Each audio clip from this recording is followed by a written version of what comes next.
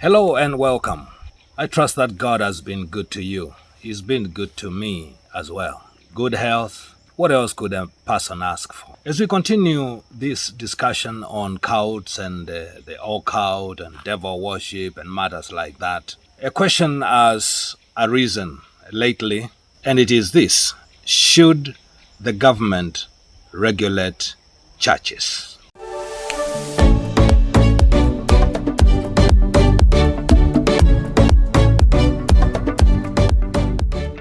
That is $1 million question. Should the government regulate churches? Now, the question of whether the government should regulate churches is a complex one, and it requires careful consideration of both the pros and cons. And in this video, I will give two pros and two cons, two positive reasons why the government should regulate churches, and two, why the government should not regulate churches. We'll begin with the pros. First of all, let's talk about accountability or ensuring accountability. Government regulation can help to ensure that churches operate in an accountable and transparent manner. This can help to prevent abuse of power and also protect vulnerable individuals within the church community. Now, the Bible teaches that leaders within the church should be held to high standards of accountability and integrity. And one only needs to read scriptures like 1 Timothy chapter 3, verse 1 to 13, and James chapter 3, verse number 1. Point number 2, protecting public health. The government has a responsibility to protect the public, whether it is public health or whether it is public safety.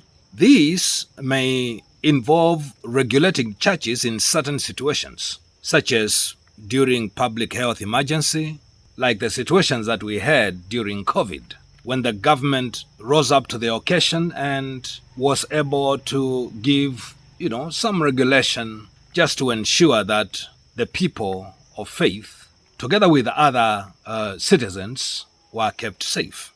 Now, the Bible teaches that we are to care for the sick and the vulnerable members of society. And one would need to read Matthew chapter 25, verse 35 to verse 40. And then we come to the cons. Number 1, violation of religious freedom. Government regulation of churches can be seen as a violation of religious freedom, as it may limit the ability of churches to practice their faith and operate according to their own rules and traditions. And as you know, the Constitution provides for freedom of worship, freedom of expression of worship, and such like things, and freedom of association. Lately we have heard, some people say that no church should ever prevent or stop people from enjoying food or drink. Well, but we need to understand that most faiths, especially Abrahamic faiths, have a regulation called fasting. And when the government comes and says, do not tell people to fast, then what are they doing to that regulation on fasting? Because, so regulation can violate religious freedoms. Now, the Bible teaches that we have the right to practice our faith freely, without interference from the government. Matthew 22:21, Romans 13:1 to 7. And number 2, which is going to be the last for today, church autonomy. The autonomy of churches is an important principle that is rooted in the Bible. The government should not interfere with the internal affairs of a church, as this can undermine the church's ability to function effectively and fulfill her mission. The Bible teaches that the church is a body of believers who are united by their faith in Jesus Christ and who are called to work together to fulfill God's purposes. 1 Corinthians chapter 12, verse 12 to 27. And we need to understand, history is a good teacher. It never ends well when the state begins controlling the church.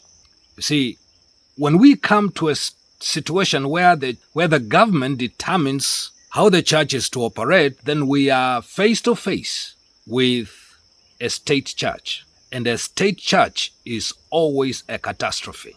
God wants the state to operate and the church to operate. There is something known as separation of church and state. And when the government begins to control the church, when the government begins to persecute the church, keep this in mind. God will always come to fight for his people. Remember Babylon during the time of Daniel and the 4 Hebrew boys? That's trading dangerously. But these are just 2 pros and 2 cons. We will continue with this matter as we try to answer this question. And in our next video, we will talk about the dangers of church regulation by the state. God bless you. See you next time.